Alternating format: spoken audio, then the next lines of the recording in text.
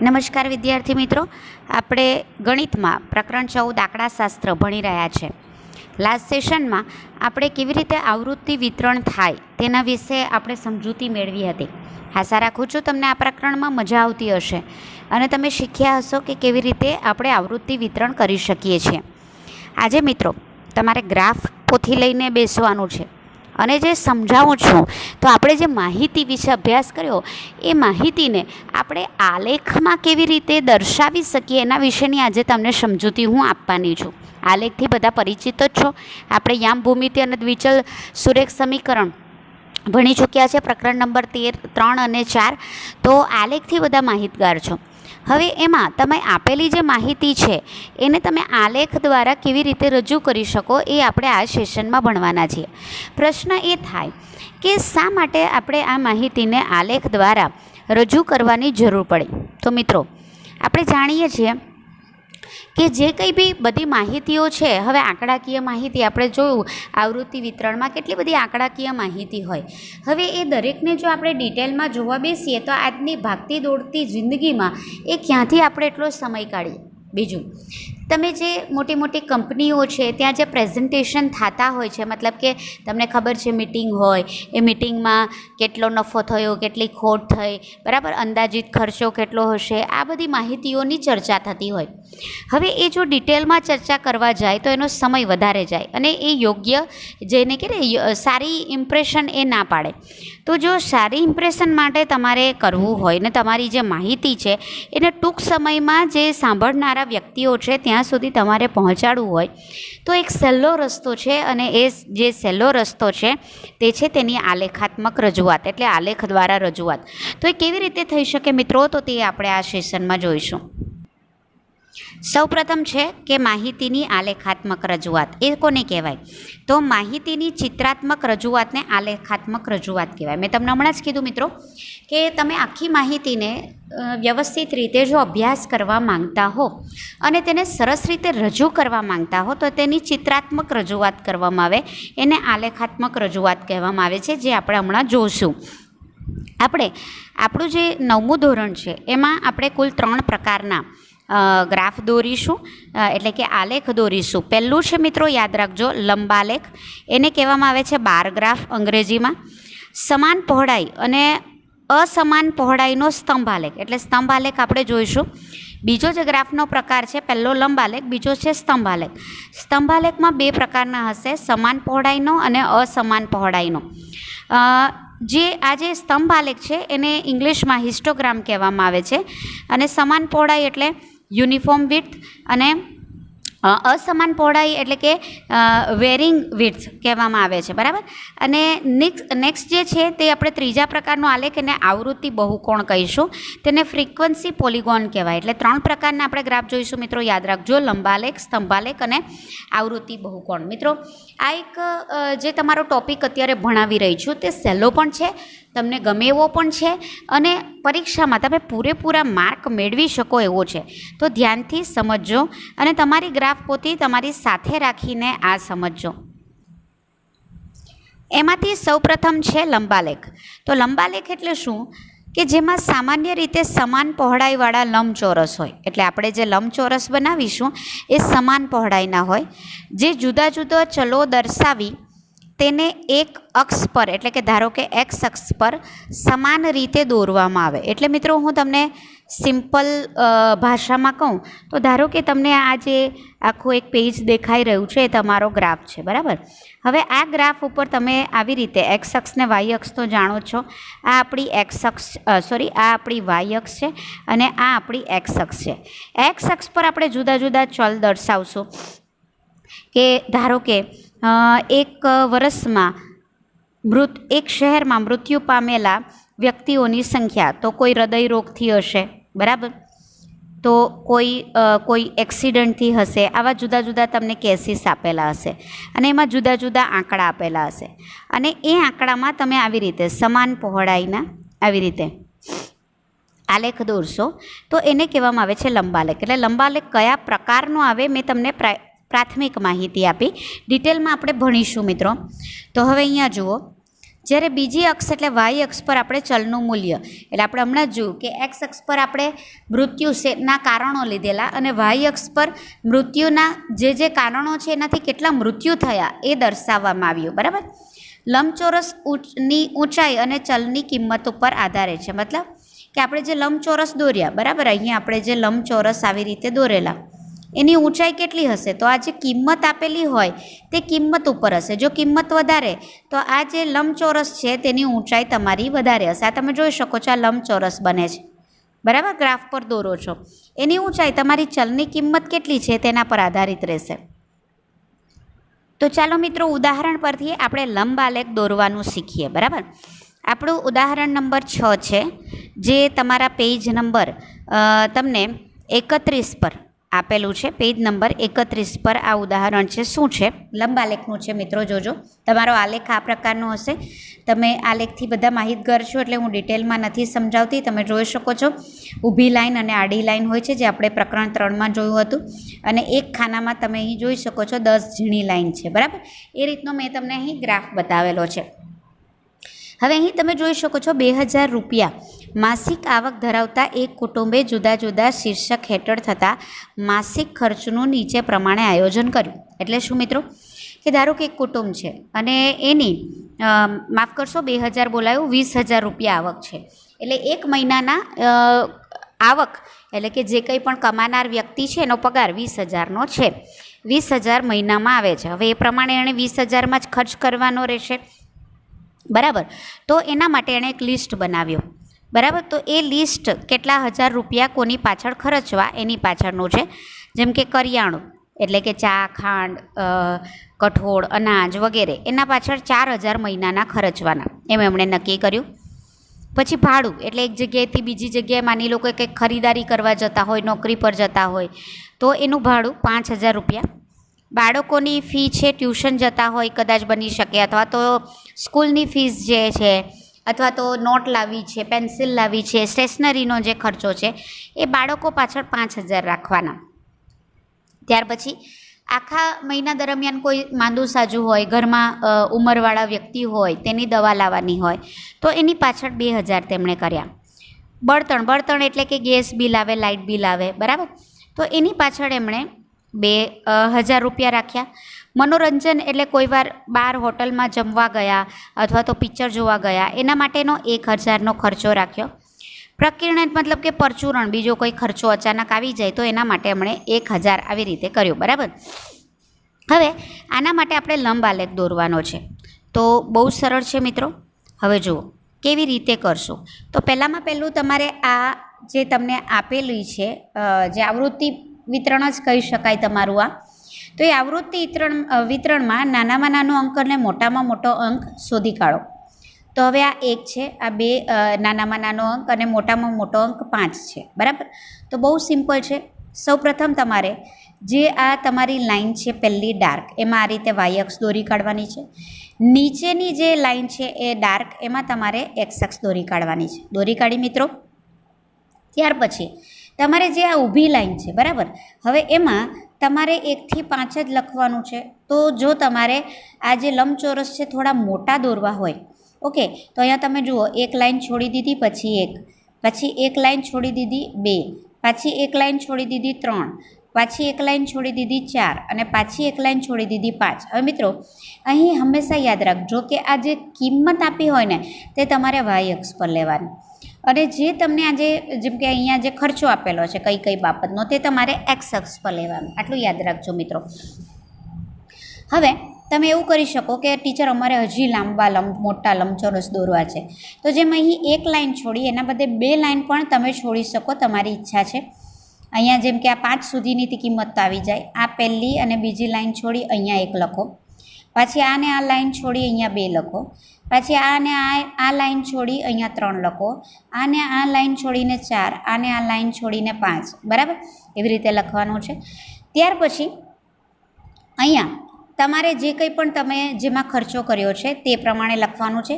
જેમ કે અહીં એક જે અહીંયાથી આ 2, એટલે અહીંયા તમારો જુઓ આ રીતનો એક ચોરસ બને છે, બરાબર. ધ્યાનથી તમે જુઓ તો અહીંયાથી આટલો ભાગ છે એને કરિયાણું કહું. 1 લાઈન 1 ચોરસ છોડી દો, અને પછી અહીંથી આટલો ભાગ છે એને આપણે ભાડું કહીએ, બરાબર. પાછો એક ચોરસ છોડી દો, આ રહ્યો આ તમારો ચોરસ, અને બીજા ચોરસમાં એને કહેવાનું છે તમારે બાળકોનું શિક્ષણ. પાછો એક ચોરસ છોડીને દવાઓ, એક ચોરસ છોડીને બીજા ચોરસમાં બળતણ, મનોરંજન અને પ્રકીર્ણન, આ રીતે રાખવાનું છે, બરાબર. આટલું કરી નાખ્યું મિત્રો. હવે જુઓ કરિયાણુંમાં કેટલા છે? 4000. 4 કા છે આપણા આ રહ્યા.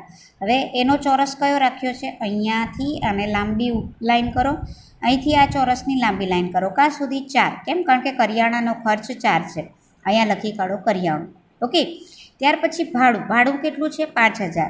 એક લાઈન છોડીને અહીંયાથી આ ચોરસ ઉપર 5 સુધીની લાંબી લાઈન કરો, આ પણ 5 સુધીની લાંબી લાઈન કરો, એને ભાડું નામ આપો. બાળકોનું શિક્ષણ કેટલું છે? તો બાળકોનું શિક્ષણ પણ 5000 છે, એટલે આ ફરી પાછા આ ચોરસમાં આ લાઈન 5000 સુધી લંબાવો, આ લાઈન પણ 5000 સુધી લંબાવો, બરાબર. એ તમારું થયું બાળકોનું શિક્ષણ.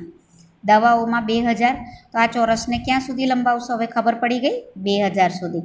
બળતણ પણ 2000 છે, તો આ બંને જે લંબચોરસ છે ને ક્યાં સુધી લંબાવશો? બળતણ સુધી. મનોરંજનમાં 1 અને પ્રકીર્ણનમાં 1, એને 1 સુધી લંબાવો. છે મિત્રો ઇઝી? આને કહેવામાં આવે છે લંબાલેખ.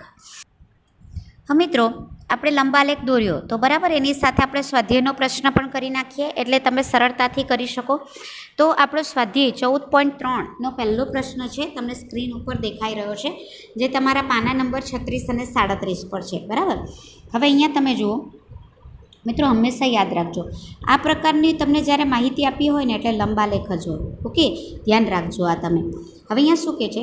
કોઈ એક સંસ્થા દ્વારા 15 થી 44 વર્ષમાં વચ્ચે વયવાળા સ્ત્રીની માંદગી અને મૃત્યુના કારણો શોધવા માટે કરવામાં આવેલ વિશ્વવ્યાપી સર્વેક્ષણ નીચે પ્રમાણે આંકડા ટકામાં મળ્યા છે. એટલે શું કહે છે? આખા વિશ્વમાં 15 થી 44 વર્ષની સ્ત્રીઓ મૃત્યુ પામે છે, તો કયા કારણે મૃત્યુ પામે છે એના કારણો તમને અહીં બતાવવામાં આવેલા છે, અને એની જે સંખ્યા છે તે તમને ટકામાં બતાવવામાં આવી છે. એટલે ઉદાહરણ તરીકે પ્રજનન સ્વાસ્થ્ય સ્થિતિ, એટલે કે જ્યારે કોઈ લેડીઝ પ્રેગ્નન્ટ હોય છે તો એમાં 9 મહિના દરમિયાન એની જે સ્થિતિ છે, બરાબર, એટલે કે માંદગી છે કે શું છે, ખોરાક બરાબર નથી મળતો, અને એ કારણે પ્રેગ્નન્સી અવસ્થામાં જો કોઈ સ્ત્રીનું મૃત્યુ થાય તો આખા વિશ્વમાં એવું કેટલી વાર બને છે? 31.8% સ્ત્રીઓમાં એવું બને છે. જ્ઞાનતંતુ સંગત મનોવિકાર, એટલે મગજને લગતી બીમારીમાં 25.4% સ્ત્રીઓ વિશ્વભરમાં મૃત્યુ પામે છે. ઈજાઓ, એટલે કે કોઈ એક્સિડન્ટ થઈ હોય કે કોઈ પણ રીતે કંઈ માની લો કે રસોડામાં કંઈ ઘટના બની અને એના અનુસંધાનમાં મૃત્યુ પામી હોય તેવી 12.4% સ્ત્રીઓ છે. હૃદય અને રક્તવાહિકા તંત્રની સ્થિતિ, એટલે હૃદય રોગથી અથવા તો ધમનીને શીરા જેવા એના કોઈ રોગ હોય ને એનાથી મૃત્યુ પામતી જે સ્ત્રી છે તે 4.3% છે. શ્વસનતંત્રની સ્થિતિ, તો શ્વસનતંત્રની સ્થિતિમાં 4.1% સ્ત્રીઓ શ્વસનતંત્રની સ્થિતિમાં મૃત્યુ પામી છે. અને અન્ય કારણો, એટલે બીજા બધા જે કારણોના લીધે કોઈ સ્ત્રીનું મૃત્યુ થયું હોય તેવી 22% છે. ઉપરની માહિતીનો આલેખની રજૂઆત કરો. મેં તમને કીધું અહીંયા આલેખ કયો છે તમને નથી કીધું, પણ આ રીતે માહિતી આપી એટલે સમજી જવાનું કે તે લંબાલેખ જ છે, બરાબર. હવે મિત્રો જુઓ, આ જે માહિતી છે આપણે એક્સ અક્ષ પર લઈશું, આ માહિતીને આપણે વાય અક્ષ પર લઈશું. આ પોઈન્ટ છે એટલે ગભરાઈ નહીં જતા મિત્રો, એકદમ સહેલી રીતમાં હું તમને સમજાવું છું. હવે અહીંયા તમે નાનામાં નાનો અંક શોધી કાઢો તો તે કેટલો છે? 4.1, તમે જોઈ શકો છો, બરાબર. અને ત્યાર પછી મોટામાં મોટો આંક કયો છે? 31.8. ઓકે, તો હવે જો તમે અહીં 1, 2, 3 કરીને તમારી પાસે 31 લાઈન હોય તો તમે 31 લાઈન સુધી જઈ શકો છો, બરાબર, પણ એ શક્યતા ઓછી છે. એટલે આપણે શું કરીએ છીએ? આપણે 2, 4, 6, 8 એવી રીતે એક આ જે ડાર્ક લાઈન છે ને એના ઉપર આંકડા લઈ લીધા. 10, 12, 14, બે વધારતા ગયા. જુઓ, 16, 18, એમાં 2 ઉમેરો 20, 20માં 2 ઉમેરો 22, 22માં 2 ઉમેરો 24, 2 ઉમેરો 26, 26માં 2 ઉમેરો 28, 2 ઉમેરો 30, 30માં 2 ઉમેરો 32. 31.8 એટલે કોની વચ્ચે આવી જશે? 30 અને 32ની વચ્ચે આવી જશે. ઠીક છે મિત્રો, હવે અહીંયા સુધી તમને ખ્યાલ આવી ગયો. હવે પહેલું આપણે જોઈશું પ્રજનન અને સ્વાસ્થ્ય, બરાબર. તો હવે આપણે શું કરીશું? એક ચોરસ બોક્સ આપણે છોડી દઈશું અને અહીંયા આપણે પ્રજનન અને સ્વાસ્થ્ય લઈશું. હવે આ 31.8 આપણે કેવી રીતે દર્શાવી શકીએ? હવે મિત્રો, આ જે તમારો ગ્રાફ અહીં બતાવેલો છે, તો તમે બરાબર ધ્યાનથી આ એક ચોરસખાનું જુઓ. એમાં ઝીણી લીટી કેટલી છે? 1 2 3 4 અને આ પણ ગણવાની, એ થશે તમારી 5. એટલે એકની અંદર કેટલી લીટી છે? ઝીણી લીટી 5. બરાબર. હવે એના માટે જરા ધ્યાનથી જોજો. હવે ધારો કે 31.8 છે એ કોની વચ્ચે આવશે? 30 અને 32ની વચ્ચે આવશે. ઠીક છે. હવે હું આ 5 ખાના, 5 લાઈન, 5 ઝીણી લીટી હોય એના માટે હું તમને કહી રહી છું. હવે અહીંયા જુઓ, આ તમે અહીં 30 લખેલું છે, આ એક બોક્સ લઈ લીધું, બરાબર, જ્યાં 30 લખેલું છે. ઓકે. અને આ 32 લખેલું છે તે. હવે એની અંદર કેટલી ઝીણી લીટી છે? 1 2 3 4 અને આ જે છે મિત્રો તે થશે 5. ઓકે. આ રીતે 5 લીટી આપી છે. હવે અહીંયા તમે જુઓ તો 30 અને 32 એટલે ગેપ કેટલો આવ્યો મિત્રો? 2નો આવ્યો, તો લખો 2. બરાબર. અને લીટી કેટલી છે તમારી પાસે? લીટી છે 5, તો છેદમાં લખો 5. આ સમજાયું મિત્રો? તમે આ ગેપ કેટલો રાખ્યો છે તે લખવાનું અને એના છેદમાં જે લીટી છે તે લખવાનું. આ હું તમને શું કરાવી રહી છું ખબર? આ હું તમને કરાવી રહી છું કે આ લીટીની કિંમત તો 30, આ લીટીની કિંમત તો 32, પણ આ લીટીની કિંમત કેટલી? આ લીટીની કિંમત કેટલી? આ લીટીની કિંમત કેટલી? એ હું તમને સમજાવી રહી છું. ઓકે. હવે અહીંયા તમે જુઓ 2ના છેદમાં 5 એટલે શું કરશો? 2/5. તો ભાગની જાય તેનું શૂન્ય. 5 ચોક 20. બરાબર. આ રીતે આવ્યો. તો એક ઝીણી લીટીની કિંમત થશે 0.4. એટલે શું મિત્રો? જેમ કે જો આ 30 છે, આ 30માં 0.4 ઉમેરો એટલે 30.4 થયા. એટલે આ લીટીની કિંમત 30.4. એમાં હજી 30.4 હોય એમાં હજી 0.4 ઉમેરો એટલે કેટલું થશે? આ થશે 8 0 અને 30.8. એટલે આની કિંમત કેટલી થશે? 30.8. ઓકે.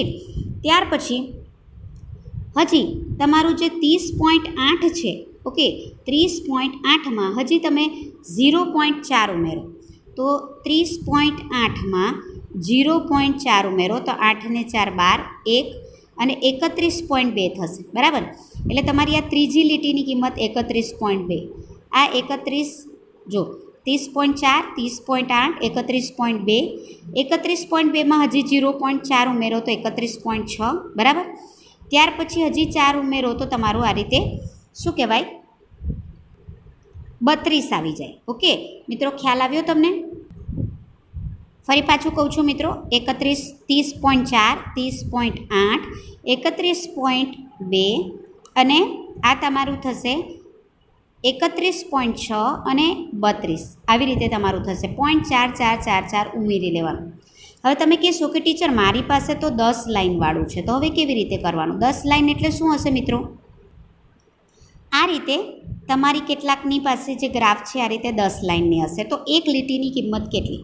બહુ ઇઝી મિત્રો. મેં હમણાં જ કીધું કે તમારે આથી અહીંયાનો ગાળો કેટલો રાખ્યો છે? 30 થી 32 એટલે 2 કરી દેવાનું. ઝીણી લીટી કેટલી છે એક ખાનાની અંદર? તો તે છે 10. બરાબર. 2ના છેદમાં 10 એટલે 0.2. તો એક ઝીણી લીટીની કિંમત તમારી કેટલી આવશે? તે આવશે તમારી 0.2. એટલે શું મિત્રો? 30માં જેમ આપણે પહેલાં 0.4 ઉમેર્યા, તો હવે શું કરશો? 0.2 એટલે આ થશે 30.2.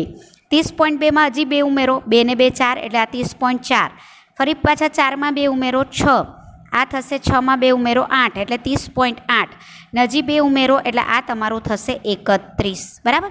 તમે જોશો કે જેને 10 લાઈન છે એમાં 5મી લાઈન પર આવી ડાર્ક લીટી હશે. બરાબર. ત્યાર પછી હજી 0.2 ઉમેરો 31.2 31.4 31.6 31.8 અને 32. આ રીતે તમારો આખો ગ્રાફ રચાશે. બરાબર. તો હવે આપણી પાસે હું અહીંયા જે કરું છું એમાં મારી પાસે 5 લીટી છે. આપણે 31.8 કરવાનું છે મિત્રો. એટલે કેટલું આવશે? પહેલી ઝીણી લીટી 30.4 30.8 31.2 31.6. બરાબર. અને આ 32. તો 31.6 અને 32ની વચ્ચે તમારી 31.8 આવશે. ઓકે. એટલે આ જે ઝીણી લીટી છે, આ લીટી અને આ લીટીની વચ્ચે આ રીતે લાઈન આવશે. હવે તમારે 10 લીટી છે તો 10 લીટીની અંદર તો મેં તમને હમણાં કીધું કે ડાયરેક્ટ તમને 31.8 મળી જ જશે. જો મિત્રો અહીં પહેલું બતાવેલું છે, પહેલું અહીંયાથી અહીંયા મેં લંબચોરસ દોરેલું છે. ક્યાં સુધી મેં તમને કીધું તેમ 32ની ઉપરની લીટી અને નીચેની લીટીની વચ્ચે મેં આ દોરેલું છે અને આ રીતે લંબચોરસ રહીજો પ્રજનન સ્વાસ્થ્ય સ્થિતિ આ પહેલું દોરી કાઢ્યું. બીજું છે 25.4. તો 25.4 એટલે શું આવશે? 24 અને 26ની વચ્ચે 25 આવે, બરાબર. તો હવે કેવી રીતે દોરશો મિત્રો? ધારો કે આ તમારો 24, અહીંયા બોક્સ બતાવું છું, આ તમારું છે 24 અને આ છે તમારું 26. એની વચ્ચે તમારી આ છે 5 લાઈન, બરાબર. હવે પહેલું મેં તમને કેટલું કીધું? 24.4, 24.8, ઓકે. 25 કેટલા કીધા મેં? 2. પહેલાં જેવું જ થશે મિત્રો, અહીંયા 25.2 થઈ જશે, બરાબર.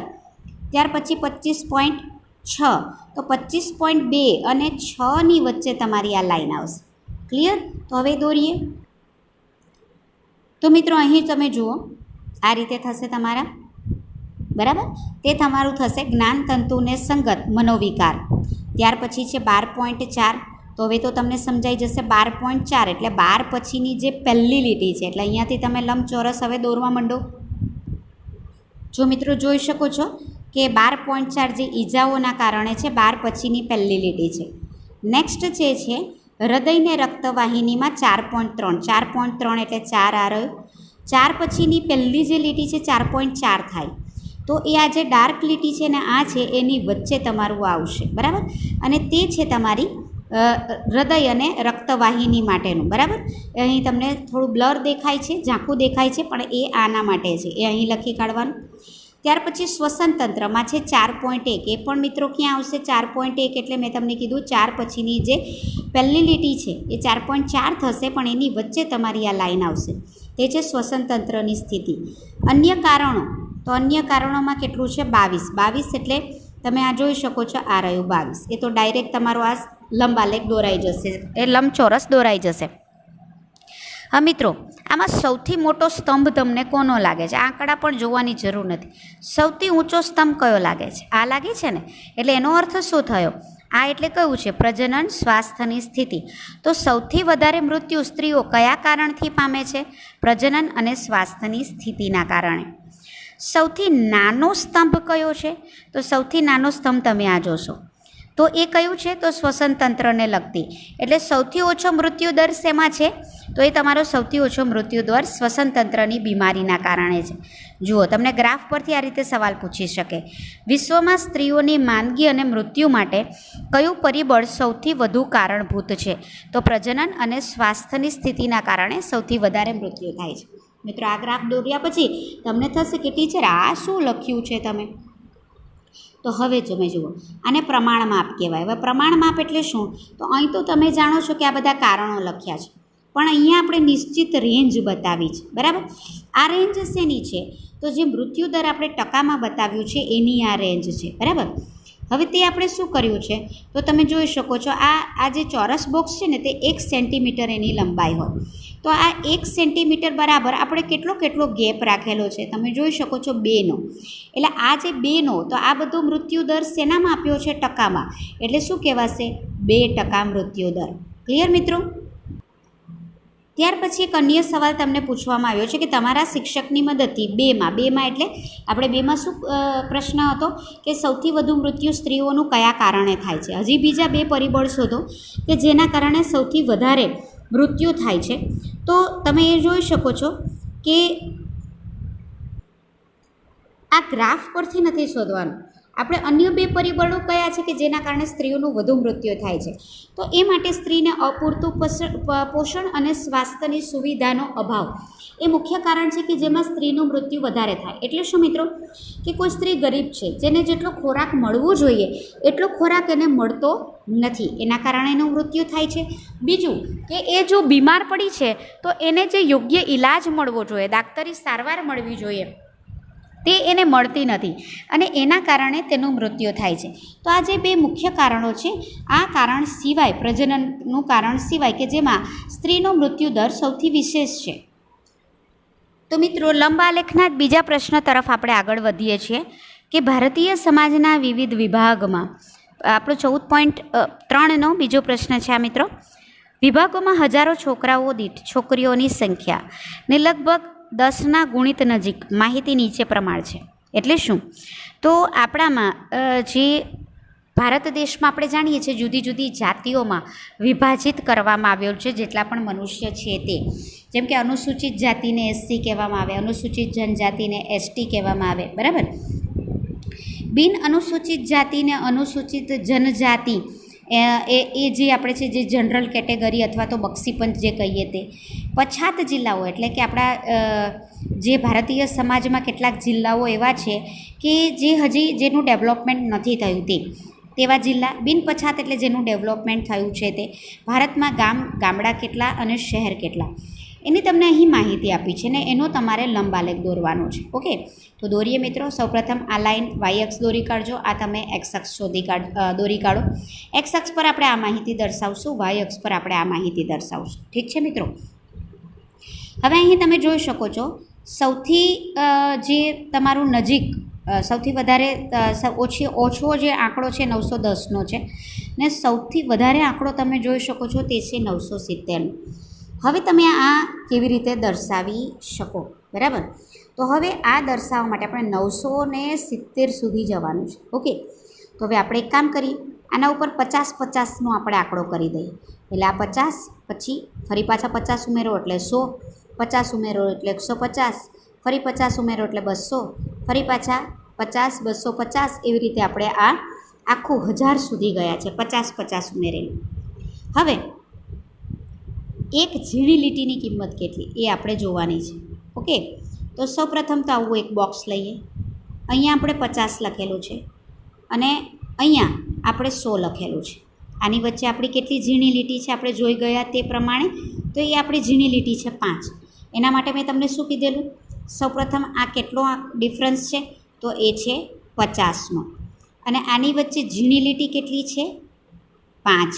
ઓકે, તો અહીંયા ભાગો 10 પંચા 50. તો એક ઝીણી લીટીની કિંમત કેટલી થશે મિત્રો? 10. એટલે શું થશે? 50માં 10 ઉમેરો એટલે આ થશે 60. હજી 10 ઉમેરો 70, 80, 90, 100. 100 પછીની પહેલી ઝીણી લીટી 110, 120, 130, 140. ક્લિયર મિત્રો? ઇઝી છે. હવે પ્રમાણ માપ લખી લઈએ. તો આપણે શું કર્યું? વાય અક્ષ પર 1 સેન્ટીમીટર બરાબર શું લીધું? 50 છોકરીઓ. કારણ કે અહીં શું કર્યું છે કે છોકરાઓની સામે છોકરીઓ કેટલી છે તે અહીં દર્શાવીશ. એટલે અહીં આપણે 50 છોકરીઓ લીધી, બરાબર. હવે આને આપણે ગ્રાફમાં દોરીશું. બહુ સરળ છે મિત્રો. તો પહેલાંમાં પેલું છે અનુસૂચિત જાતિ કે જે 940 છે. હવે 940 એટલે આપણે આ અહીંયા લંબચોરસ દોરીશું. આને આપણે 900 સુધી પહેલાં તો લંબાવી દઈએ. આ રહ્યું 900, ત્યાં સુધી લંબાવી 940 અને આ 950. તો 940માં આપણે કેટલા ઉમેરીશું? એક ઝીણી લીટીની કિંમત છે 10, બરાબર. તો એક ઝીણી લીટી એટલે ધારો કે હું તમને અહીં બતાવું છું મિત્રો, તમે અહીં ધ્યાનથી જોઈ લેજો. 1માં પછી તમને ઓટોમેટિક ખ્યાલ આવી જશે. આ ધારો કે આપણી પાસે છે 900, બરાબર, આ રહ્યા. અને પછી ઉપર જે છે તે છે 950. એની વચ્ચે આપણી કેટલી ઝીણી લીટી છે? 1, 2, 3, 4 અને 5, બરાબર. તો પહેલી ઝીણી લીટી કઈ થશે? એ 910, 920, 930 અને 940. એટલે અહીંયા તમારો અહીં સુધી આલેખ લંબાવવાનો છે. એટલે તમારી જે 900 અને 950 વચ્ચેની ચોથી ઝીણી લીટી છે ત્યાં સુધી તમારે આ ગ્રાફ લંબાવવાનો છે. તો જુઓ મિત્રો, તમારો ગ્રાફ કંઈક આ પ્રકારનો થશે. હવે આવ્યું 970, બરાબર. તો હવે તો તમને સમજાઈ જાય એવું છે. 970 એટલે ક્યાં આવશે મિત્રો? 950થી 1000ની વચ્ચે આવશે. 950 પછીની પહેલી લીટી 960 અને બીજી લીટી 970. ત્યાં સુધી તમારે આ રીતે વચ્ચે યાદ રાખજો મિત્રો, એક ચોરસ બોક્સ છોડી દેવાનો છે. આ રીતે લંબાવો અને ત્યાં અનુસૂચિત જનજાતિ લખી. ત્યાર પછી છે 920. 920 એટલે 900 અને 950 વચ્ચે આવશે. 900 પછીની પહેલી લીટી 910 અને બીજી લીટી 920. ત્યાં સુધી તમારું આ રીતે લંબચોરસ લંબાવો. ત્યાં લખો બિન અનુસૂચિત જાતિ અને અનુસૂચિત જનજાતિ. ત્યાર પછી છે પછાત જિલ્લાઓ. તે કેટલા છે? 950. એકદમ બેઠું મળી જાય એવું છે તે આ રહ્યું 950. ત્યાં સુધી તમારા લંબાવો લંબચોરસ અને લખો પછાત જિલ્લાઓ.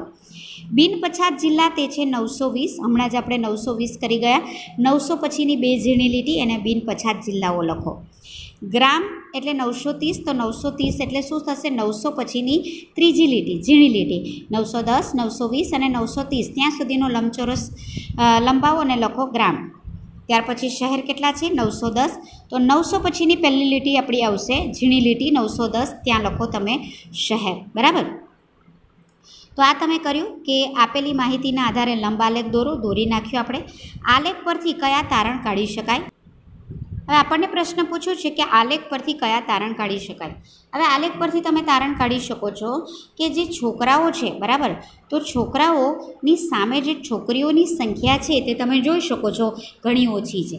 હવે આ ઘણી ઓછી કેમ છે મિત્રો? તો આપણે એક સમજવા જેવો પ્રશ્ન છે કે આપણે જાણીએ છીએ કે આપણો જે ભારતીય સમાજ છે એ પુરુષ પ્રધાન સમાજ છે. દરેક ઘરમાં એવી ઈચ્છા હોય છે કે આવનારું જે બાળક છોકરી નહીં પણ છોકરો હોય. તો એના કારણે શું થાય છે કે જો ગર્ભમાં સ્ત્રી એ ગર્ભવતી હોય અને એનું પરીક્ષણ કરાવવામાં આવે, હાલાકી તમે જાણો છો કે એ પરીક્ષણ કરાવવું કાયદાકીય રીતે ગુનો છે. એનું પરીક્ષણ કરવામાં આવે ને ગર્ભમાં જો ગર્ભમાં સ્ત્રી હોય એટલે કે દીકરી હોય તો તેને મારી નાખવામાં આવે છે. તો આ ખરેખર કાયદાકીય રીતે ગુનો છે. અને તમે જાણો છો સમાજ વિદ્યામાં મિત્રો, તમે આગળ ભણશો પણ ખરા કે જો સમાજમાં જેટલા છોકરા છે એની સામે તેટલી જ છોકરી રહેશે તો સમાજની સમતુલા જળવાઈ રહેશે. કારણ કે લગ્ન માટે જો દીકરા હોય તો સામે દીકરીઓ પણ જોઈએ ને, ઘર કોણ ચલાવશે? તો એ લોકોમાં એ માન્યતા ગેરમાન્યતા હોવાના કારણે દીકરીનું પ્રમાણ ખૂબ જ ઓછું છે. અને એના કારણે તમે જાણો છો કે કિડનેપિંગ કે બળાત્કાર જેવા કે ખરાબ જે બાબતો છે એ આપણા સમાજમાં જોવા મળે છે. તો મિત્રો આગળનો સવાલ જોઈએ. પ્રશ્ન નંબર 3 જુઓ મિત્રો. એક રાજ્યની વિધાનસભા ચૂંટણીમાં જુદા જુદા રાજકીય પક્ષોએ જીતેલી બેઠકો માટે મતદાનનું પરિણામ નીચે મુજબ છે. એટલે ધારો કે રાજકીય પક્ષો, આપણે નથી જાણતા ભાજપ, કોંગ્રેસ વગેરે એવા કોઈ રાજકીય પક્ષો છે, ABCDEF એવું છે. હવે એણે જીતેલી બેઠકો એટલે કોઈ રાજ્યમાં એ જે પક્ષ છે તેણે કેટલી બેઠક જીતી? 75, BA 55, એવી રીતે તમને આપ્યું છે. અને આનો આપણે લંબાલેખ દોરવાનો છે. બરાબર. હવે આપણે શું કરીશું? તો સૌથી નાની સંખ્યા શોધી કાઢીએ, 10 છે. અને સૌથી મોટી સંખ્યા શોધી કાઢીએ તો તે છે 75. બરાબર. તો આપણે શું કરીશું મિત્રો? 75 સુધી આપણે જવાનું છે. ઠીક છે. તો આપણે કરીશું 5, 10, 15, 20, 25, 30 એવી રીતે. અહીંયા આપણે 80 સુધી, 75 સુધી લો તો પણ ચાલે. એક વધારે લખી કાઢ્યું છે 80. હવે આપણે તો વચ્ચે 29, 37 એવું પણ આવે છે. એટલે એક ઝીણી લીટીની કિંમત આપણે શોધવી પડશે. ધારો કે આ 5 છે અને આ 10 છે. બરાબર. ઝીણી લીટી આપણી કેટલી થશે? 1, 2, 3, 4 અને 5. ઓકે. તો 5 અને 10 એ બે વચ્ચે ગાળો કેટલો છે? 5નો. ઝીણી લીટી કેટલી છે? 5. 5 ને 5 ઉડી જાય, કંઈ નહીં રહ્યું એટલે શું રહેશે? 1. તો એક ઝીણી લીટીની કિંમત કેટલી થશે? 1. એટલે 5 પછીની પહેલી લીટી એટલે 5માં 1 ઉમેરો, આ 1 થશે ને, એટલે થયા 6. 6માં 1 ઉમેરો 7, 8, 9 અને 10. તો હવે ઇઝી થઈ ગયો ગ્રાફ દોરવો મિત્રો. હવે અહીંયા આપણે પક્ષ તમે નીચે જુઓ છો ABCD એવું આપણે F સુધી x અક્ષ પર લખી કાઢ્યું છે. y અક્ષ પર આપણે પ્રમાણ માપ શું લીધું? 1 સેન્ટીમીટર બરાબર 5 બેઠક. આ બેઠક છે ને મિત્રો, એટલે અહીં બેઠક લખવાનું. પહેલામાં કેટલી છે? 75. બહુ ઇઝી છે મિત્રો. તો તમે જુઓ એનો જે લંબચોરસ છે એ કા સુધી આપણે 75 સુધી. બીજું છે 55, તો 55 પણ બેઠું છે મિત્રો. એટલે બીનો આલેખ આપણે 55 સુધી લંબાવ્યો. સીનો 37 સુધી. હવે 37 ક્યાં આવે? તો 35 પછી આવે. તો 35 પછીની પહેલી લીટી 36 ને બીજી લીટી 37, તે આવશે તમારો. ત્યાર પછી ડી બરાબર છે 29, તો 29 એટલે ક્યાં આવશે મિત્રો? 25 પછી 26, 27, 28 અને આ 29. બરાબર. ચોથી લીટી, ચોથી ઝીણી લીટી પર તમારું આવશે. ત્યાર પછી છે 10 તો મિત્રો બેઠું જ છે મિત્રો.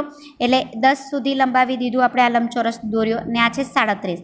37 ક્યાં આવે? 35 પછી આવે. તો 35 પછીની પહેલી લીટી 36, 36 પછીની પહેલી લીટી 37, ત્યાં સુધી આવશે. બરાબર. નેક્સ્ટ સવાલ તમને પૂછ્યો છે, કયો રાજકીય પક્ષ સૌથી વધારે બેઠકો મેળવે છે? તો સૌથી ઊંચો સ્તંભ કયો છે? તમે જોઈ શકો છો, એ છે 75નો. બરાબર.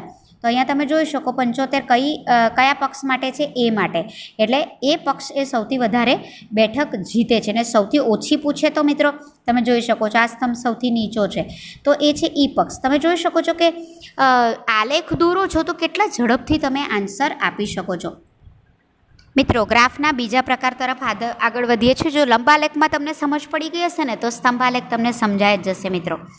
હવે આ આલેખ એ લંબાલેખની આલેખાત્મક રજૂઆત જેવું જ છે. એટલે મેં તમને કીધું ને એ જ પ્રમાણે થોડોક એક ડિફરન્સ આવશે. એટલે લંબાલેખ સમજણ પડે તો સ્તંભાલેખ સમજ પડી જ જાય. તો આપણે જોઈશું એટલે તમને ઓટોમેટિક ખબર પડી જશે. સ્તંભાલેખના બે પ્રકાર છે, સમાન પહોળાઈનો અને અસમાન પહોળાઈનો. તો ચાલો જોઈએ. હવે સમાન પહોળાઈનો સ્તંભાલેખ, તો એ શું કહેવાય? તો સ્તંભાલેખ દોરવા માટે એક્સ અક્ષ પર સમાન વર્ગ લંબાઈ, આપણે વર્ગ લંબાઈ લાસ્ટ સેશનમાં જોઈ ને કે જેમ કે 10 થી 20 બરાબર, 20 થી 30, 30 થી 40 આવું જોયું ને, તો આ સમાન વર્ગ લંબાઈ કહેવાય. તો સમાન વર્ગ લંબાઈવાળા વર્ગના વર્ગ સીમા બિંદુઓ, વર્ગ સીમા બિંદુઓ એટલે કયા મિત્રો? અધઃ સીમા કે ઉધ્વ સીમા બિંદુ. એ તમને યાદ છે ને, જે મેં તમને સમજાવ્યું હતું, એ આપણે એક્સ અક્ષ પર લઈશું અને વાય અક્ષ પર જે આપણે આવૃત્તિ વિતરણમાં આવૃત્તિ લખી હતી ને તે આપણે લઈશું. આ સ્તંભાલેખ માટે દરેક વર્ગ ઉપર તે વર્ગની આવૃત્તિના પ્રમાણમાં ઊંચાઈનો સ્તંભ દોરવાનો. એટલે જે આપણને વર્ગ આપ્યો હોય ને એના પ્રમાણે આપણે સ્તંભ દોરશું, જેવી રીતે લંબાલેખમાં કરેલું એ રીતે. દાખલો જોઈશું એટલે વધારે ખબર પડશે. સ્તંભની સંખ્યા વર્ગની સંખ્યા જેટલી હોય, મતલબ આપણને કેટલા સ્તંભ મળશે? તો તમને જેટલા વર્ગ આપેલા હોય ને એટલા સ્તંભ મળશે. સ્તંભ આલેખનો દરેક સ્તંભ લંબચોરસ બનશે, જેવી રીતે લંબાલેખમાં થયો હતો, જેનો પાયો એ વર્ગ લંબાઈ હશે અને એની ઊંચાઈ એ આવૃત્તિ જેટલી હશે. બરાબર, તમારો જેટલો વર્ગ એટલો પાયો હશે અને જેટલું આવૃત્તિ એટલી તમારી લંબચોરસની ઊંચાઈ હશે. આ રીતે મળતી આવૃત્તિને સમાન પહોળાઈનો સ્તંભાલેખ કહેવામાં આવે છે. સમજાવવાની શરૂઆત હું સ્વાધ્યાયથી જ કરું છું.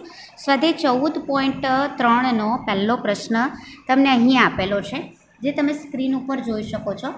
સ્ક્રીન ઉપર તમને પ્રશ્ન 14.3નો આપેલો છે, જેમાં 40 એક છોડના 40 પાંદડા છે.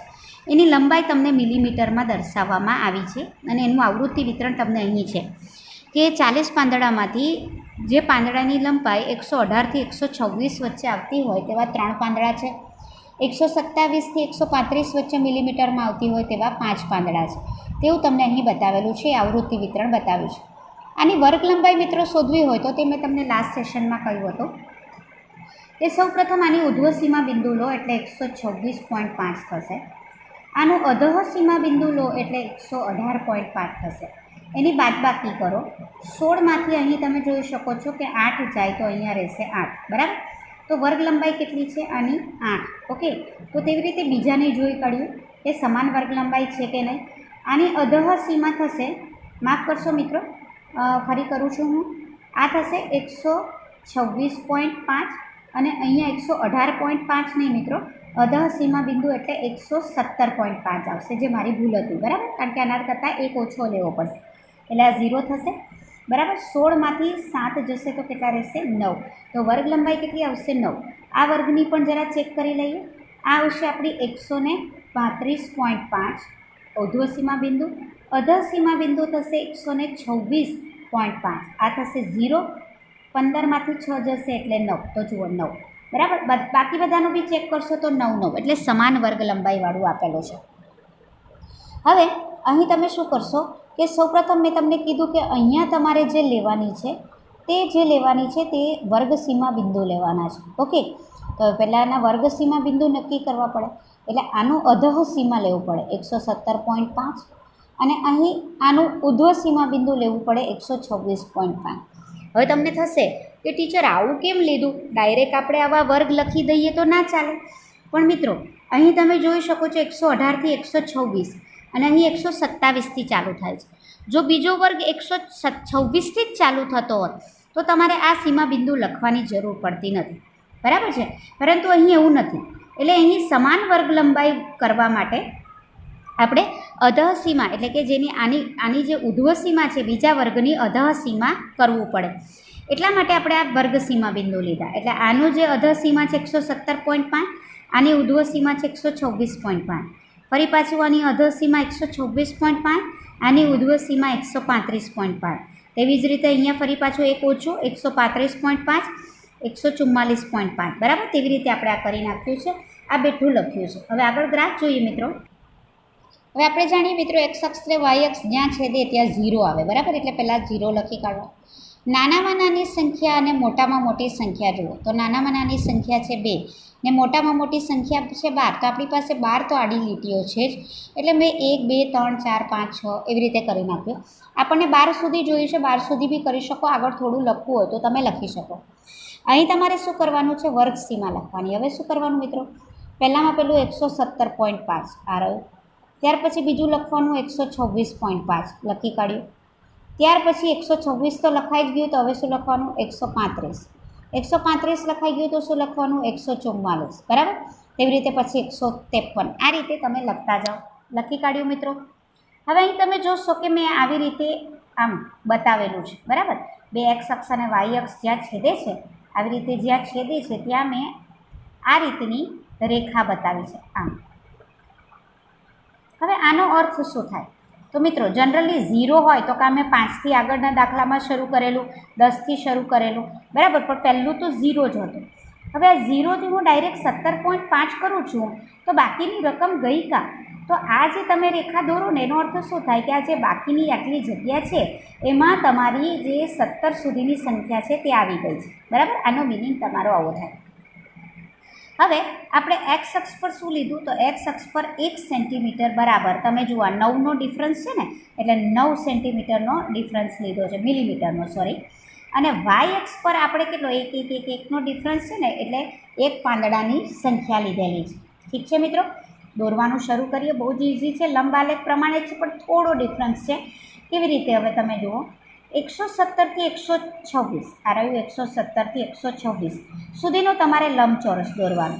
તેને ક્યાં સુધી લંબાવવાનો છે, 3 સુધી, તો 3 આવી રહ્યો બરાબર. ત્યાર પછી બીજો છે 126થી 135. તો હવે 126માં તો તમે ઓલરેડી અહીંયા સુધીની લીટી દોરી જ છે, તો કંઈ વાંધો નહીં. હવે એ જ લીટીને લંબાવો ક્યાં સુધી, 5 સુધી બરાબર. અને બીજી કઈ 135ને તમે આ રીતે લંબાવો, તે ક્યાં સુધી, 5 સુધી. ક્લિયર. પાછું 135થી 144. તો હવે 135 જે છે તેને ક્યાં સુધી લંબાવવાની છે, હવે પાછી 9 સુધી. એટલે અહીંયા તમે જોશો તો લંબાલેખમાં તમારા જે આ લંબચોરસ છે છૂટા છૂટા આવતા હતા, પણ આ જોઈન્ટ આવશે. બસ આટલો ફરક તમે જુઓ. બીજો ફરક શું છે કે અહીં આપણે જે વર્ગ સીમા બિંદુઓ લીધા બરાબર, પહેલાંમાં એ લેતા નહીં હતા. તો આ રીતે તમારો જે દોરાયો તે સ્તંભ આલેખ છે. સ્તંભ આલેખમાં તમે જુઓ દરેક લંબચોરસની અહીં પહોળાઈ એક સરખી છે, એટલે આ સમાન પહોળાઈવાળો સ્તંભ આલેખ છે. ત્યાર પછી 153 મિલીલીટર તમને સવાલ પૂછેલો છે. લંબાઈના પાંદડાની સંખ્યા સૌથી વધુ છે. શું આ તારણ સાચું છે? હવે તમે અહીં જુઓ 153 મિલીમીટર. હવે અહીં તમે સૌથી મોટો ઊંચો સ્તંભ આલેખ જુઓ, આ રહ્યો. એની સંખ્યા છે 12. એ કોની વચ્ચે આવે છે, 144થી તમે જોઈ શકો છો 153.5 બરાબર. તો અહીં તમે જુઓ કે 144થી 153 જેની સંખ્યા સૌથી વધારે 12 છે, પણ એ 12 પાંદડાની લંબાઈ એ 153 જ છે એવું કંઈ થોડી કહી શકાય. 145 પણ આવી શકે, 146 પણ આવી શકે, 147.5 પણ આવી શકે, 153 જ હોય એવું તો કંઈ જરૂરી નથી ને. એટલે એના પરથી આપણે કહી શકાય નહીં કે એ પાંદડાની ઊંચાઈ 153 છે. નેક્સ્ટ દાખલો પ્રશ્ન નંબર 5 જુઓ મિત્રો. 400 નિયન બલ્બનું આયુષ્ય આપેલું છે, એટલે 400 બલ્બનું સર્વેક્ષણ કરવામાં આવ્યું અને એ બલ્બનું આયુષ્ય તમને અહીં આપેલું છે કે જેમ કે આયુષ્ય જે છે કલાકમાં આપેલું છે કે 300થી 400 કલાક એ બલ્બ ચાલ્યો હોય બરાબર. તો તેવી કેટલા નિયોન બલ્બ છે, 14. 400થી 500માં 56 બરાબર. તેવી રીતે આવૃત્તિ વિતરણ તમને અહીં આપેલું છે. હવે મિત્રો આપણે એક્સ અક્ષ પર શું લેશું, વર્ગ સીમા બિંદુઓ. તો અહીંયા આપણે વર્ગ સીમા બિંદુ લેવા પડશે. આગલા દાખલામાં મેં તમને સમજાવ્યું મિત્રો કે અહીં તમે જુઓ કે પહેલો વર્ગ 300થી 400, તો બીજો વર્ગ 400થી 500. એટલે અહીં 400 આની જે ઉધ્વ સીમા છે તે જ અહીં આની અધઃ સીમા છે. એટલે અહીં તમારે વર્ગ સીમા બનાવવાની જરૂર નથી. ઓકે, એટલે અહીં આપણે શું કરી દઈશું, આ રીતે તમને મેં એક્સ અક્ષ પર જે બતાવ્યું છે તે પ્રમાણે પહેલું 300, પછી 400, 500, 600 ત્યાં સુધી મિત્રો 1000 સુધી લખી કાઢો. ઠીક છે. હવે અહીં મોટામાં મોટો આંકડો અને નાનામાં નાનો આંકડો ફટાફટ જોઈ કાઢો. તો મને અહીં નાનામાં નાનો આંકડો 14 દેખાઈ રહ્યો છે અને જે મોટામાં મોટો આંકડો છે તે તમે જોઈ શકો છો 86 છે. એટલે આપણે 86 સુધી કરવાનું છે. તો હવે કેવી રીતે કરશું? બે રીતે થઈ શકે. તમે 2, 4, 6, 8 એવી રીતે લઈ શકો. અહીં મેં તમને બતાવેલું છે 5, 10, 15, 20. બરાબર. શું કામ મિત્રો? તો એ તમને જે પેલું 5ની લાઈન મારી પાસે છે તો એ તમને ઇઝી પડશે. તમે 10, 20, 30 એવી રીતે બી લઈ શકો જો તમારે એક ખાનામાં 10 ઝીણી લીટી હોય તો. આ છે 5 અને આ છે 10. બરાબર. એટલે પહેલું 1, 2, 3 અને આ 4. એટલે પહેલી ઝીણી લીટી 6 થશે, આ 7 થશે, 8, 9 અને આ 10. ઓકે, એટલે પહેલી ઝીણી લીટી 6, 7, 8, 9 અને 10 એવી રીતે થશે. ક્લિયર મિત્રો? જે આગલા દાખલામાં ઓલરેડી સમજાવી દીધું છે. ચાલો દોરીએ. 300 થી 400ની વચ્ચે 14 છે. તો હવે જુઓ 300 થી 400ની વચ્ચે. બરાબર. તો 10 પછીની પહેલી લીટી 11, પછી બીજી લીટી 12, 13 અને ચોથી લીટી એ થશે 14. તો ત્યાં સુધી લંબાવો. ત્યાર પછી બીજું છે 400 થી 500ની વચ્ચે 56. તો આ જે 400ની લીટી છે, બરાબર, ત્યાં ઓલરેડી આપણે અહીં સુધી દોરેલું છે, પણ આપણે 56 સુધી લંબાવવાનું છે. એટલે આ રહી 55. બરાબર. આ જ લીટીને લંબાવો જે આગલા દાખલામાં કરેલું તે 55 પછીની પહેલી લીટી એ છે તમારી 56. બરાબર. તો મિત્રો આગળનું જે છે એ તમને કરવા આપું છું. આશા રાખું છું કે તમને હવે સમજ પડી જશે કેવી રીતે કરવાનું છે. ઓકે, હવે નેક્સ્ટ સવાલ પૂછેલું છે કે કેટલા બલ્બનું આયુષ્ય 700 કલાક અથવા 700 કલાકથી વધુ છે. બરાબર. 700 કલાક અથવા તો 700 કલાકથી વધુ છે. તો અહીંયા તમે જુઓ, આ 700 કલાક અને 700 કલાકથી વધુ, એટલે આ 3 જે તમારા સ્તંભ છે. બરાબર. અહીં પણ તમે જોઈ શકો છો આ જે 3 સ્તંભ છે એ તમારા 700 કલાક અથવા 700 કલાકથી વધુ આયુષ્યવાળા છે. એટલે 74 + 62 + 48 એટલે ટોટલ 184 બલ્બનું આયુષ્ય એ 700 કલાક અથવા તો 700 કલાકથી વધુ છે. તો ઇઝી છે મિત્રો. મિત્રો આપણે લંબ આલેખ ને સ્તંભ આલેખ ભણી ગયા. હવે આવૃત્તિ બહુકોણ જે ત્રીજા પ્રકારનું, આ સેશન થોડું મિત્રો આપણું લાંબુ થશે, પણ બધા જ પ્રકારના ગ્રાફ એ આ સેશનમાં તમને સમજાઈ જશે. તો મિત્રો આવૃત્તિ બહુકોણ એના વિશેનું આપણે જરા જોઈએ. તો આવૃત્તિ વિતરણમાં દરેક વર્ગ કિંમતને એક્સ અક્ષ પર દર્શાવવામાં આવે, એટલે વર્ગની મધ્ય કિંમતને. પ્રશ્ન આવે કે મધ્ય કિંમત એટલે શું? તો એ સમજાવું છું મિત્રો. એક્સ અક્ષ પર આપણે લેવાની છે. શું કરવાનું છે મિત્રો? મધ્ય કિંમતને એક્સ અક્ષ પર અને આવૃત્તિને આપણે વાય અક્ષ પર દોરીશું. ને જે ગ્રાફ દોરીશું એ થશે આપણો આવૃત્તિ બહુકોણ. પહેલું છે આપણે મધ્ય કિંમત કેવી રીતે કરશું? તો મિત્રો એક્ઝામમાં તમને શોર્ટ ક્વેશ્ચનમાં બી પૂછાઈ શકે કે મધ્ય કિંમત એટલે શું? તો મધ્ય કિંમત એટલે કોઈપણ વર્ગની ઉધ્વસીમા વત્તા અધસીમા ભાગ્યા 2. હવે એ શું? એક એક્ઝામ્પલ.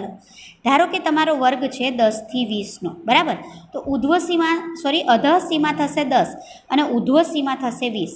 તો આપણે શું કરવાનું છે? ઉધ્વસીમા એ લો તો મેં લીધા 20, પ્લસ અધસીમા લો તો પ્લસ લીધા મેં 10 ભાગ્યા 2. બરાબર. તો શું થશે મિત્રો? 20 + 10. 20 + 10 શું થશે તમારા? 30. 30 ભાગ્યા 2 તો કેટલા થશે? 15. એટલે આ વર્ગની મધ્ય કિંમત તમારી કેટલી આવી? 15. ઓકે. સપોઝ મિત્રો 15 થી 25 આવો તમારો વર્ગ છે. તો અધસીમા કેટલી થશે? 15. ઉધ્વસીમા કેટલી થશે? 25. એટલે શું કરવાનું? 25 + 15 ભાગ્યા 2. ઓકે. તો ટોટલ કેટલા થયા મિત્રો? 40 થશે. આ બેનો સરવાળો કરશો એટલે ભાગ્યા 2 એટલે કેટલા આવશે? 20. તો એની મધ્ય કિંમત આવી 20. કે આપણે બધી મધ્ય કિંમત શોધવાની. ક્યાં લેવાની? એને એક્સ અક્ષ પર. બરાબર. નેક્સ્ટ છે તે પ્રથમ વર્ગની પહેલાં સંભવિત વર્ગની મધ્ય કિંમત અને અંતિમ વર્ગની પછીના સંભવિત વર્ગની મધ્ય કિંમત પણ આલેખ પર દર્શાવવામાં. એટલે અહીંયા શું કહેવામાં આવે છે કે જેટલા પણ વર્ગ આપ્યા હશે ને તે બધાની મધ્ય કિંમત આપણે એક્સ અક્ષ પર દર્શાવશું. બરાબર. અને હવે એમાં શું કરશું આપણે કે ધારો કે મારો જે વર્ગ છે તે વર્ગ શરૂ થાય છે 10 થી 20, 20 થી 30, બરાબર, 30 થી 40, 40 થી 50 અને છેલ્લો વર્ગ છે તે 50 થી 60. ઓકે. હવે આમાં શું કરવાનું છે? આપણે આની મધ્ય કિંમત તો લખશું, આની મધ્ય કિંમત પણ લખશું ને આની મધ્ય કિંમત પણ લખશું. એ તો કરવાના જ. એ ઉપરાંત મિત્રો શું કરશું કે આપણને જે વર્ગ આપ્યા છે આનાથી આગળનો વર્ગ શું હોઈ શકે? આ 10થી 20 છે તો આગળનો વર્ગ હશે 0થી 10. ઓકે, અને આના પછીનો વર્ગ શું હોઈ શકે? તો આ છેલ્લે 60 અંત પામે છે તો એના પછીનો વર્ગ હશે 60થી 70. આની પણ મધ્ય કિંમત લઈશું, આની પણ મધ્ય કિંમત લઈશું. હવે એની આવૃત્તિ કઈ લઈશું? તો આવૃત્તિ તો આપી જ નહીં હશે ને મિત્રો, તેની આવૃત્તિ 0 લઈશું અને આ પણ 0 લઈશું. દાખલામાં કરીશ મિત્રો એટલે વધારે ખ્યાલ આવશે તમને. ત્યાર પછી આ વર્ગની મધ્ય કિંમત દર્શાવતા બિંદુને પણ આલેખમાં દર્શાવીશું. મેળવેલા બિંદુઓને ક્રમમાં રેખાખંડ એટલે બધા બિંદુઓને આપણે આ બધા જ હવે આપણે લંબચોરસ નહીં દોરીશું, હવે આપણે બિંદુઓ દોરીશું. બરાબર, એ બિંદુઓને આપણે દર્શાવતા જઈશું અને પછી ફૂટપટ્ટીથી જોડી દઈશું એટલે આપણો આવૃત્તિ બહુકોણ બનશે. હવે મિત્રો તમે કહેશો કે ટીચર તમે સ્તંભ આલેખમાં તો 2 પ્રકાર કહેતા હતા કે સમાન લંબાઈ, સમાન પહોળાઈ ને અસમાન પહોળાઈ. તમે અસમાન પહોળાઈ તો કરાવ્યું જ નહીં. તો હવે અહીં અસમાન પહોળાઈનો જે સ્તંભ આલેખ છે એના વિશે પહેલાં સમજાવી દઉં. માફ કરશો મિત્રો, પહેલાં મેં આવૃત્તિ બહુકોણની સમજૂતી આપી દીધી, પણ આપણે એના પહેલાં આપણે અસમાન પહોળાઈના સ્તંભ આલેખ વિશે આપણે સમજૂતી મેળવીએ. તો અસમાન વર્ગમાં શું થશે? તો એનો સ્તંભ આલેખ આપણે લંબચોરસની લંબાઈના પ્રમાણસર એટલે આપણે જે લંબચોરસ જે છે ને તે જુદા જુદા આવશે તો એને પ્રમાણસર બનાવવી પડે. હવે એના માટે શું કરવાનું મિત્રો? આ પણ તમને ઓબ્જેક્ટિવમાં પૂછી શકે કે લંબચોરસની ઊંચાઈ ને પ્રમાણસર એટલે કે સમપ્રમાણ બનાવવા માટેનું સૂત્ર આ છે. તો આપેલા વર્ગની આવૃત્તિ, આપેલા વર્ગની વર્ગ લંબાઈ અને સૌથી ઓછી વર્ગ લંબાઈવાળા વર્ગની વર્ગ લંબાઈ. આ સૂત્ર હમણાં લખી રાખો મિત્રો. હમણાં તમને એક્ઝામ્પલ સમજાવીશ એટલે એમાં તમને ખ્યાલ આવશે.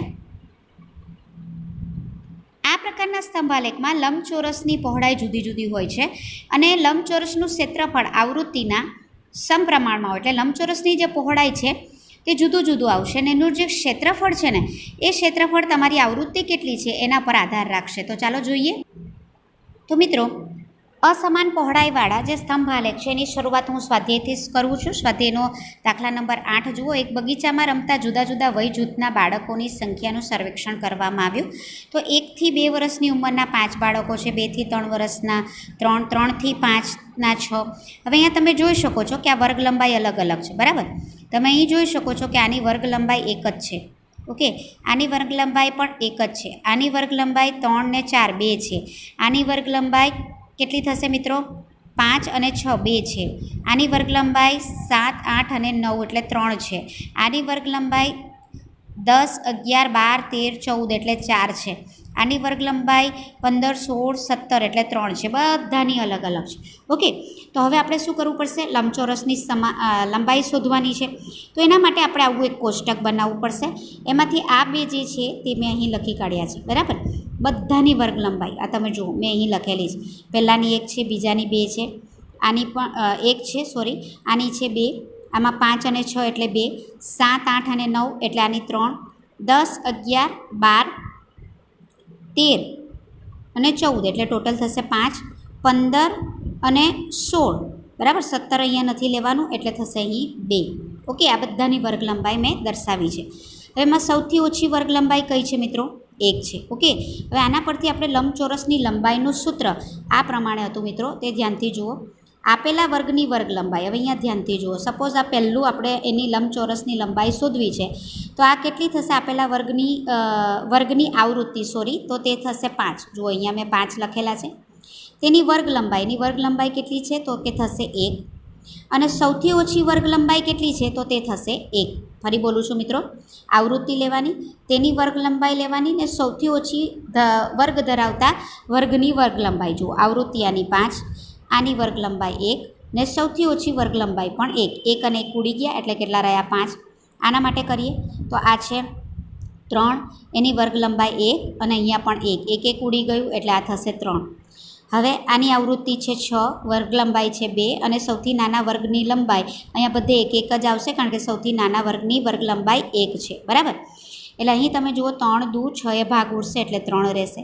તેવી રીતે અહીંયા 12 છેદમાં 2 ગુણ્યા 1 એટલે અહીંયા રહેશે 6, 9 છેદમાં 3 એટલે 3 તાલી 9 એટલે રહેશે 3, 10 છેદમાં 5 એટલે 10 5 દૂ 10 એટલે રહેશે 2 ને તેવી રીતે અહીંયા રહેશે 2. ઓકે, હવે આપણે બનાવી લીધું. હવે ગ્રાફ દોરીએ. તો મિત્રો ચાલો આપણે ગ્રાફ દોરવાની શરૂઆત કરીએ. સૌપ્રથમ આ રીતે એક્સ અક્ષ અને વાય અક્ષ દોરી કાઢો. વાય ડેશ અને એક્સ ડેશ લખી કાઢો. બંને જ્યાં છે તે ત્યાં 0 લખી નાખો. હવે અહીં તમે જોઈ શકો એક્સ અક્ષ પર આપણે ઉંમર વર્ષમાં લઈશું, બરાબર. હવે અહીં તમે જોઈ શકો છો ઉંમર 1 થી 17 સુધી છે, એટલે મેં અહીં 1 થી 17 સુધીનું લખેલું છે. વાય અક્ષ પર આપણે આવૃત્તિ લઈશું, પણ આવૃત્તિ એટલે આ નહીં લઈશું, આપણે આ જે લંબચોરસની પહોળાઈ છે ને તે લઈશું મિત્રો. એટલે અહીંયા ખાસ ધ્યાન રાખજો કયામાં, કે જેમાં લંબચોરસની પહોળાઈ જુદી જુદી આવે તેવા સ્તંભાલેખની વાત કરી રહી છું. તો 1 થી 2માં આપણે કેટલી લઈશું? 5. તો જુઓ 1 થી 2માં આપણે 5 લઈશું. 2 થી 3માં આપણે કેટલી લઈશું? તો તે છે 3. 3 થી 5, હવે જોજો મિત્રો, અહીં 3 થી 5 સુધી લંબાવવાનું છે, બરાબર. 3 થી 5 સુધી એ સ્તંભ લંબાવ્યો, એમાં પણ કેટલા છે તો તમે જોઈ શકો છો એ છે 3, એટલે એને પણ 3 સુધી કર્યું. ત્યાર પછી 5 થી 7, એટલે 5 થી 7 સુધી લંબાવો, તો એ કેટલા થશે મિત્રો? એમાં 5 થી 7માં છે 6, એટલે 6 સુધી કરો, બરાબર. ઇઝી છે મિત્રો. તો હવે એ જ રીતે તમે આ ગ્રાફ દોરી કાઢો. પણ હવે આગળના સ્તંભાલેખ અને આ સ્તંભાલેખમાં શું ફરક છે મિત્રો? કે તમે જોઈ શકો છો કે એના જે લંબચોરસની પહોળાઈ જે છે તે બધાની જુદી જુદી આવે છે, એ એનો ફરક છે. હવે એક્સ અક્ષ પર આપણે શું લીધું? એક્સ અક્ષ પર આપણે 1 સેમી બરાબર એક્સ અક્ષ પર આ શું લીધી છે? આવૃત્તિ. તો આવૃત્તિ એટલે શું લીધું આપણે? વર્ષ, બરાબર. બાળકોના વર્ષ લીધા છે, એટલે અહીંયા 1 વર્ષ છે. આ વર્ષ છે, અને અહીંયા પણ આપણે 1 વર્ષ બાળકોના લીધા છે, તો તે પણ આવૃત્તિ કેટલી છે? 1 સેન્ટીમીટર બરાબર 1. આગળનો દાખલો જુઓ મિત્રો, જે છે 9મો દાખલો. એમાં પણ સેમ તમને અસતત તમને આપેલું છે. એટલે હવે તમને જ્યારે સ્તંભાલેખ દોરવાનો આવે તો તમારે નક્કી કરવાનું છે મિત્રો કે આ સમાન પહોળાઈ, લંબચોરસની સમાન પહોળાઈ હોય તેવો સ્તંભાલેખ બનશે કે લંબચોરસની પહોળાઈ અસમાન હોય તેવો સ્તંભાલેખ બનશે, બરાબર. હવે સૌપ્રથમ તો આ બે જે ખાના છે મેં અહીં લખી કાઢ્યા છે. આની વર્ગ લંબાઈ તમે જોશો 1, 2 ને 3 એટલે 3 આવશે. 4 થી 6 એટલે 4 અને 5 આવશે, એટલે 2. 6, 7 2 આવશે. 8, 9, 10, 11 એટલે કેટલા આવ્યા? 4 આવશે.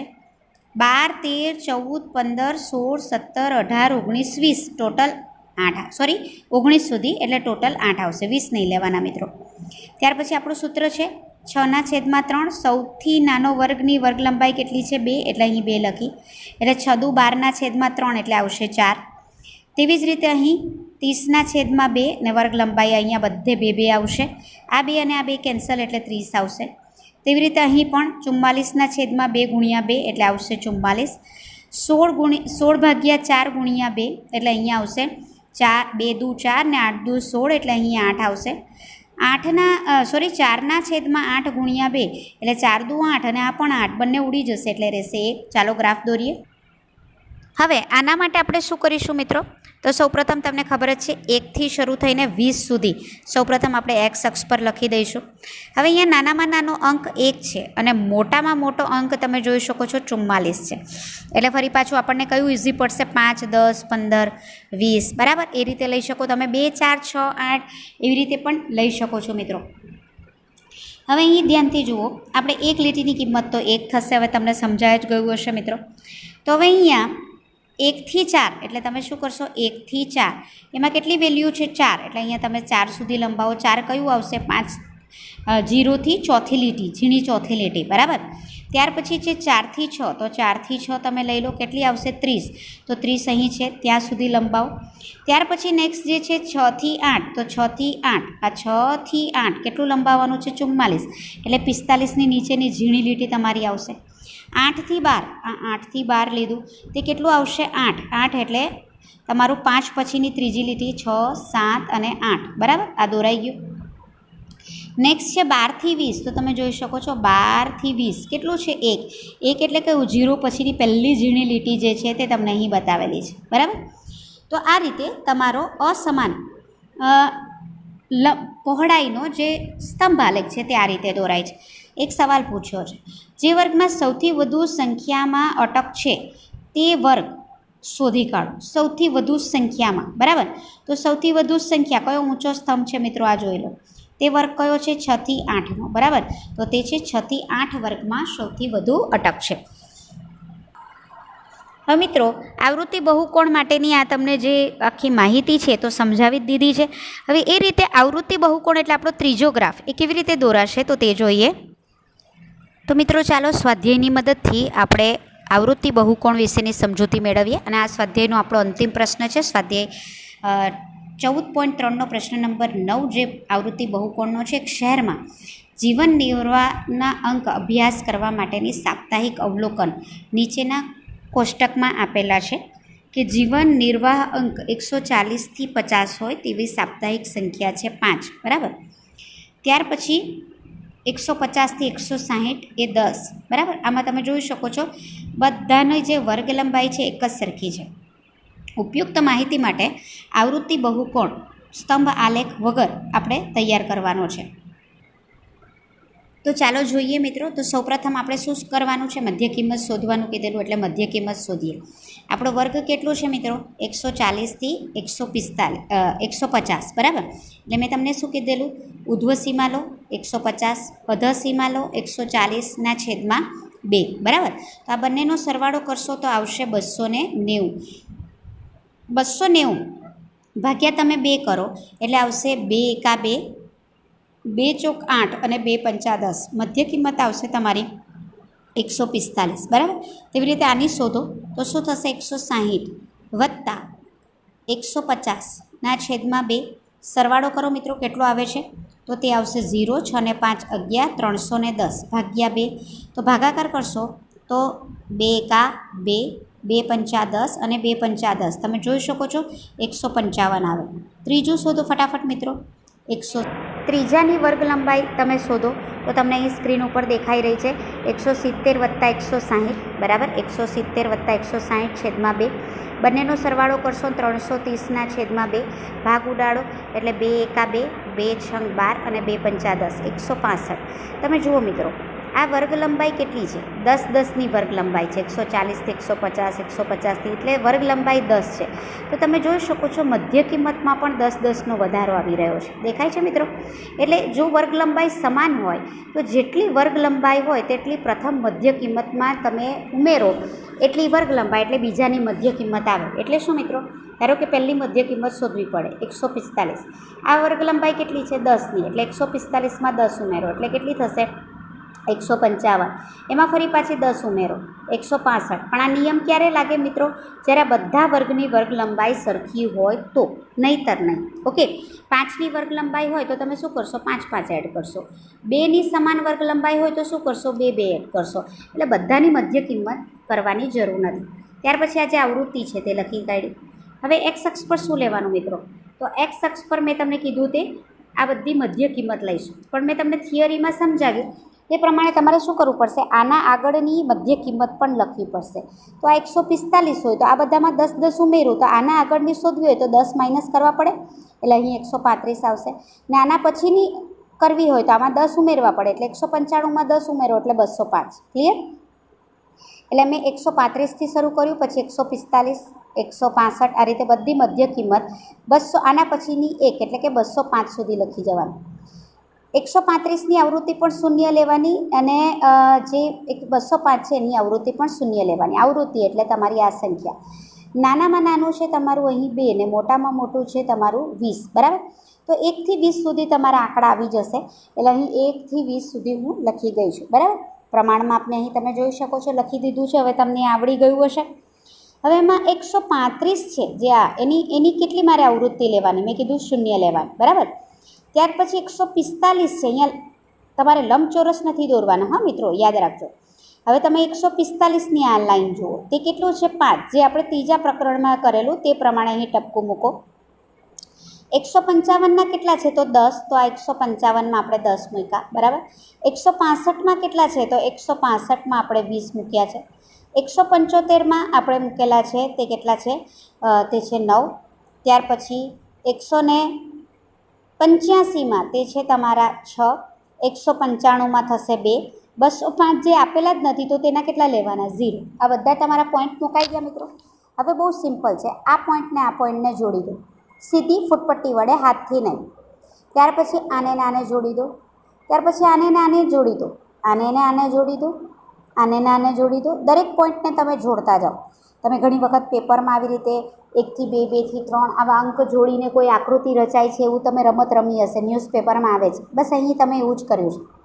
હા મિત્રો, હંમેશા જે આવૃત્તિ બહુકોણ છે ને એ તમને એક પહાડ જેવું મળે, બરાબર, નાના મોટા પહાડ હોય ને એવું મળે, બરાબર.